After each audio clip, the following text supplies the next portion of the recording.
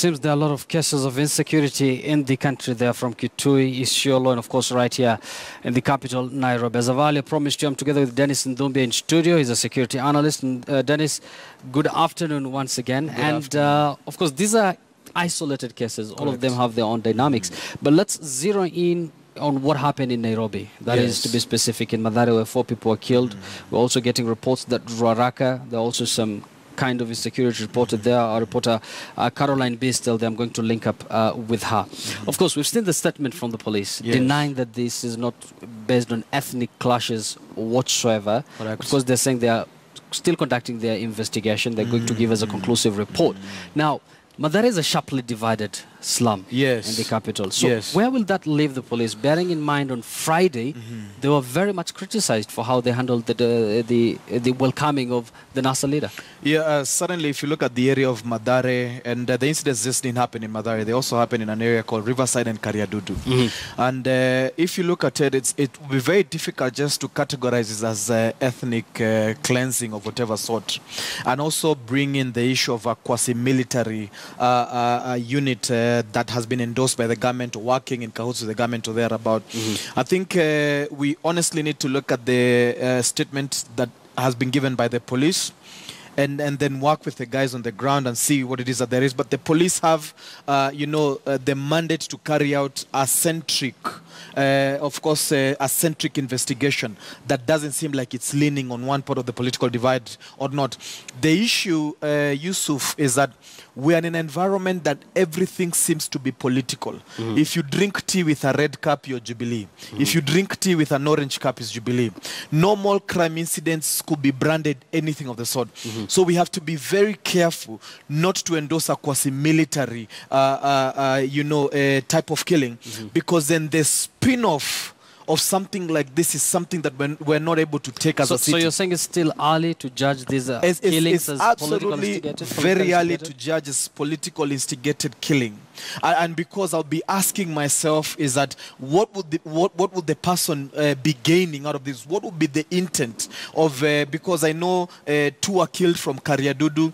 I actually know the lady and what the mother does and thereabout. So we're able to follow a trail independently and see, is this a normal crime or is this militarily, or is this politically driven and thereabout. What I'm saying is that the nation is at a fragile state. In fact, if we do what it is that we call security assessments, is that one spark could ignite this nation into flames that we're not able to handle as citizens. So you wouldn't be surprised if the report or from the investigation the police are going to hold, once they say that this is a politically kind of instigated attack, you wouldn't be surprised with the situation the country is in. If with the place where we are as a country, it wouldn't be a surprise if the killings are politically instigated. But what it looks is that now we have to treat it as anything, and then look at independent police investigations in terms of where they lead us to. They could lead us to a smaller problem or a bigger problem. Right now, also, you'd be interested to know is that there's likely to be an upsurge of crime in the city.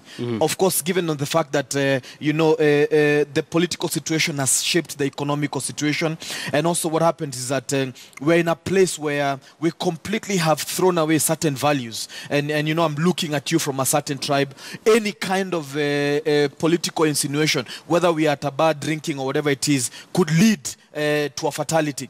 So what I'm saying is that we need to be very careful in terms of which narrative we shape.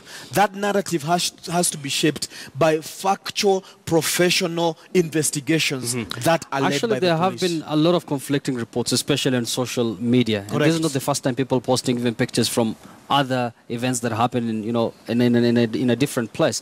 Now, the vehicles that were burnt down on Friday during the homecoming of the NASA leader Raila Odinga. We've seen another case today. They're also saying that this might be some sort of a retaliatory attack. Certainly, you see what happens is that there are several things that we're working with here. The fact is that there's been a strong anti-police sentiment that has grown over the time. And this is the only unit that we can go to and say, please protect us from any quasi-military organizations. The truth is that there's bound to be retaliatory attacks, especially from units that would form themselves to be seen as though they're protecting business, business communities from any kind of losses that are incurred from a group affiliated by NASA or Jubilee or thereabout. So this is not something that we can wish away. This is something that would actually be actual and can be realized within a very short period of time. What we need to do is look at it deep, and what we need to do is the police need to move with speed to see how do you adjudicate losses. Because if you look at the Public Act order, chapter 56, is that it provides for compensation on anybody who has lost anything based on chaos or thereabout. So what we need to do is make sure that any loss is quickly compensated, and there's some sort of nyumba kumi. We need to dialogue quickly when these incidents happen. Otherwise, if we have one group feeling aggrieved with the other group, and so who's going to come and mediate that? That anger will boil to something, and you're going to look at groups hiring hitmen to try and revenge for the commercial loss. And speaking about police being put in a bad picture, correct. On Friday, the deployment there has been referred to as the heaviest in Kenya in the recent history, and that is because of just one leader whose supporters wanted to welcome him back into the country. Yes. So do you think police could have handled the situation on Friday differently? I think both Mr. Raila Odinga and the police might have put us in an awkward situation, because as a leader, when you see that something, the environment would come out to be chaotic, you shouldn't necessarily push your things through. On the other hand, I think the police were a bit heavy-handed. They should have really eased, but that's none of my worries. Yes, and speaking about the police, Dennis, what you're seeing on the screen, there are live pictures from Ruaraka. It seems that a heavy contingent of police officers have been deployed there just to contend the situation and make sure that everything is in order. Do you think more of that needs to be seen in these areas that are filled with tension? As I said, neither Raila or the police are my worry right now is the growing is the fact that you saw that police fired live bullets on air. The youth didn't look moved. That is what needs to worry us. That there's a growing atmosphere, you understand, of a zombified community, that we don't care whether you kill us or not. We don't care whether we're breaking the law or not. We don't care whether we're endorsing the law or not. If we want to go north, we will go north. That is what needs to worry us, is that these young men are not scared of death. And that's why you see, in Uhuru Park, the police resorted to throwing stones rather than bullets. Because what do you do with a zombified units that's consistently moving towards you, even though you want them to stand down? And then, don't you think the police are to blame maybe for that kind of a situation? Not necessarily. As a citizen, you have the obligation to follow the law. And as a police, you have the obligation to enforce the law. There's something that we call the use of force. And the use of force has two dynamics. There's the escalation and de-escalation. They both strictly and continuously lie on the police and the citizenry. If the citizenry is seen as though they are obeying orders of the police force, then suddenly what we see is that the use of force, the coercive use of force, seems to grow by the ladder. And then you're likely to see fatalities thereabout. So the conversation needs to be, how then do we come to the middle point of ensuring that the law is followed? We don't have any growing, sentiments against, the establishment of the police or thereabout. They're not seen as the aggressors. And I liked the position that Mr. Kome took in terms of, let us work together, because at the end of the day, do we want to see more people dead? Do we want to see a fatigued police force that just wants to go there and execute whatever orders that there is? What exactly do we want to achieve as a nation? Do we want justice, peace, and stability? They can never be achieved. And there's a conversation of which one, the hen or the chicken, which one came first? Is it peace or justice that comes first thereabout?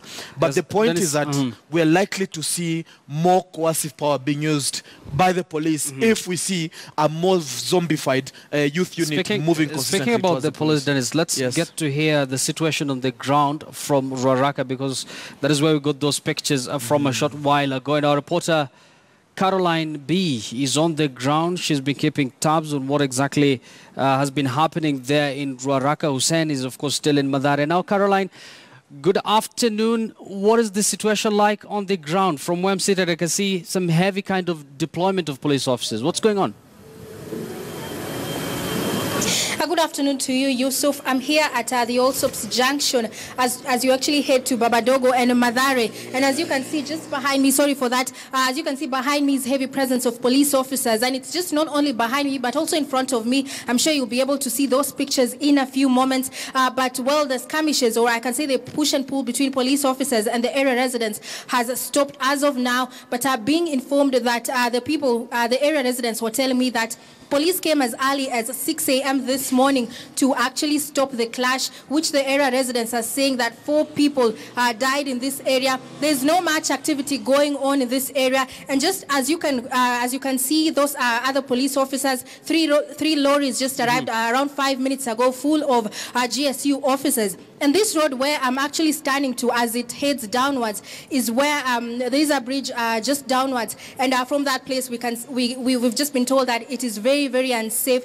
There's still the push and pull between police officers and the area residents, and they're just they're standing here, or actually keeping vigil in this place to ensure that nothing comes up, and they are still tackling and engaging with this area residents. Because of that, I can still hear the smell of tear gas in the air, though quite at a distance, not as much as when I arrived. We are still keeping tabs with what is happening. Not much activity is happening. The people have actually resorted to go back to their houses. Only a few vehicles are allowed to pass here. And I was speaking to one motorbike operator, or a border operator, who told me that his colleague had his motorbike taken by area residents as you head to Babadogo. Well, vehicles have not been able to pass this road, and those who want to do so do not go very far away. They just come to a very short distance before they are told that it is not safe for them, and therefore they resort to going back. And where I am standing is a place where I can say it is a safe zone. Police officers have said that we cannot go past that area. And the more police officers, the GSU officers who have just arrived, are going to ensure that just down the road everything is safe. But right now they are here, many of them in number, to ensure that everything is in place, and there's no commotion that is going to take place. Now, Caroline, I'm sure you've spoken to some of the locals there on the ground in Ruaraka. What exactly caused this tension? Does it have anything to do with, I'm sure, of course, Ruaraka is just next to Mathare and Babadogo area. Does it have anything to do with the bodies that were found in Mathare? Well, I've just talked to the area residents. Unfortunately, I can't have them here on camera because they are very far away. They've not been allowed to come to this side where the police officers are. But they say that 4 people were killed this morning, and which actually triggered the presence of police officers. And therefore, they resorted to also head to the streets and maybe to request for justice or to see what actually happened. And that's why, the presence of police officers is currently here. But the main reason is what they say: 4 people were killed this morning by unknown people, and therefore they want justice. And that's why they headed to the roads and barricaded the roads, burnt tires here, and that's why we have the heavy presence of police officers. So Caroline, one final question. It's still difficult to say whether these killings are politically instigated, because of course police have already mentioned that this is a matter that's still under investigation. Well, very right. Actually, we can't say what or who is behind that, or the reason why all this is happening. But the death of 4 people, we cannot speculate the reason behind that. But what we can say, according to the area residents, is that the 4 people who were killed is the reason why they actually took to the streets, and they decided to burn tires, and that's why all the uproar began. Thank you very much, Caroline B, for that report. She has been keeping tabs for us there in Ruaraka. Hussein is also in Mathare slums, where we got that shocking report this morning of 4 people who have been murdered there. Now, Dennis, one final question before we wrap up. In so many cases of violence, I'm sure you have an experience in this. It's always said that it's normally not spontaneous. Correct. It's planned. Maybe there have been some sort of a simmering tension. Well, what do you have to say about the development today? First of all, crime in this city is what we call opportunistic and spontaneous, actually. So we need to categorize between standard crime. Standard crime is spontaneous. Yes. It's opportunistic. It's just organized thugs who see an opportunity and pounce on it. Politically instigated crime is planned and funded. There's an articulate chain of command. There's an articulate, objective. and there's a narrative that is shaped from there. So that is why investigations need to be independent, because if this is just common crime, then suddenly is pursue the criminals and bring justice to that. If this is political, then you're staring at a bigger problem. You understand? And politics has many faces and many spin-offs thereabout. So is this something that needs to be handled carefully? What we don't need to do is always try to get mileage out of such incidents. One final question. You have only actually 30 seconds to respond to this. Are we seeing the return of gangs? Because, you know, if you look at the nature of those gruesome pictures on social media, people have been sharing it widely. It has all the characteristics of, you know, some groups who have been attacking people in Kenya. You know, suddenly gangs have been very rife in Nairobi. If you look at it, is that and this has everything to do with socio-economic empowerment. Is that 3/4 of this city lives in poverty, and a half of it lives in abject poverty. Yes. So out of that, you definitely get crimes. It's a security crime. problem, But however, I want to say this quickly: is that and being a politician and a security expert, is that one of the things I've realized is within all the slum areas, there's well-organized militias that benefit whoever it is that they benefit. Thank you very much, Dennis Nthumbi, for that input. Of course, police are saying they're still conducting thorough investigation on this developing story where 4 people have been killed in Mathare. We still have our reporters on the ground, and be sure to get a comprehensive report on this story and much more in our comprehensive or in our subsequent bulletins. Many thanks for watching. My name is Yusuf Ibrahim, and that brings us to the end of our program this afternoon. Bye-bye now.